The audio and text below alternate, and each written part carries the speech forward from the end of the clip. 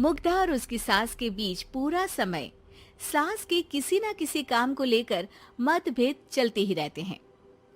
बहू, ओ बहू, जरा चाय बना दे। मुग्धा चाय लेकर आती है। ये लीजिए, और कुछ चाहिए? अरे नहीं, बस चाय पीने का मन था। जाओ, तुम दूसरा काम करो। चाय पीने के थोड़ी देर बाद सास दोबारा मुग्धा को आवाज लगाती है। अरे बहू रे, आओ बहू, जरा हलवा तो बना दे, मीठा खाने को मन हो रहा है। इसी तरह मुग्धा की सास पूरा समय कोई ना कोई काम बताकर उसे रसोई से बाहर तक निकलने नहीं देती। कभी चाय, कभी हलवा, कभी पानी तो कभी दूध, हर समय खाने को चाहिए और उसके लिए अपने हाथ पैर बिल्कुल नहीं हिलाने। परेशान किया हुआ है इन्होंने। सास की जबरदस्ती परेशान करने की आदतों से दुखी मुग्धा एक शाम सचिन के साथ अपने कमरे में बैठी हुई बात कर रही होती है। सुनो जी, मम्मी जी की ये जानबूझकर मुझे परेशान करने की फरमाइशों से मैं बहुत फ्रस्ट्रेट हो चुकी हूँ। पूरे दिन में एक सेकंड का आराम नहीं मिलता। रसोई से बाहर कदम रखती नहीं कि बहू ये बना दे, बहुरी वो बना दे। अरे इनकी फरमाइशें चलती ही रहती है। अरे मुग्धा, माँ खाने की शौकीन है, पर उम्र हो चली है, खुद खाना नहीं बना सकती, इसलिए तुमसे बोलती है। अरे तो शौक भी उम्र देख कर रखने चाहिए ना। समझ में नहीं आता, हर समय फेविकॉल का जोड़ लगाए सोफे से चिपके बैठी रहती है। इतना सब डाइजेस्ट कैसे हो जाता है उन्हें? अरे तुम मेरी माँ से इतनी नफरत कैसे कर सकती हो? मैं उनसे नफरत नहीं करती जी, बस परेशान हूँ। जहाँ मुग्धा अपने पति से ये सब बोल रही होती है, वहीं उसकी सास भी कमरे के बाहर दरवाजे से कान लगाए सारी बातें सुन रही होती है और अगली दोपहर रसोई में मुग्धा के पास जाती है। बहू, आज ना मेरा कुछ मसालेदार खाने का मन है। तो चाय बना दूं? मुझे बहुत पसंद है। अरे ना, ऐसा कर लिट्टी चोखा बना ले। और हाँ, जितना मसाला बातों में मिलाकर पति को सुनाती हो ना, सब्जी में भी वैसे ही डाला करो, खाना स्वादिष्ट बनेगा।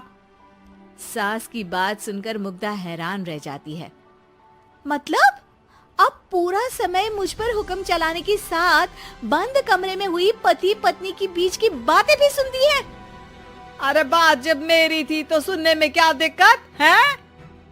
ये कहकर सास वहां से चली जाती है। अरे अब तो हद पार हो गई, इस तरह से तो ये मेरा जीना मुश्किल कर देंगी। मुग्धा सास की हरकतों से परेशान उसका हल सोचने लगती है और इसी तरह कुछ दिन बीत जाते हैं, जिसमें सास का जन्मदिन आता है। मुग्धा बहुत खुशी के साथ अपनी सास को एंड्रॉइड मोबाइल गिफ्ट करती है। मम्मी, आपको सबसे बात करने के लिए बहुत दिक्कत होती है ना? कभी सचिन तो कभी मुझे बोलना पड़ता है, पर इस मोबाइल से आपको कोई दिक्कत नहीं होगी। एक जगह बैठे बैठे बहुत कुछ कर सकती हैं अब आप। मोबाइल देख सासू माँ खुश हो जाती है, पर उसे इस्तेमाल करना तो आता नहीं, इसलिए साइड में रख देती है। जिसे देख मुग्धा घर का सारा काम छोड़ मोबाइल सेट कर सास को इस्तेमाल करना सिखाने लगती है, जिसके बाद अब सास पूरा समय मोबाइल में ही लगी रहती है। हाय, जब से मम्मी को मोबाइल मिला है मेरी लाइफ में कितनी शांति आई है। अच्छा है, इसी तरह बिजी रहे तो मैं भी सुकून की जिंदगी जी पाऊंगी। अब मुग्धा जब मन करे काम करना, जैसा चाहे वैसा खाना बनाकर खाना, पूरा समय रिलैक्स और खुश रहने लगती है। क्या बात है, आजकल तुम बहुत चहक रही हो। अरे मम्मी जी से छुटकारा जो मिला है, अब ना फरमाइशें ना छुप छुप कर बातें सुनना। अच्छा, तो मोबाइल गिफ्ट करने की ये स्कीम थी। इसी तरह दिन बीतते हैं और अब मोबाइल पर लगी सास फरमाइशों की जगह सवालों के लिए बहू को आवाजें लगाना शुरू कर देती है। अरे बहू सुन तो, देख जरा किसी का फोन क्यों नहीं मिल रहा?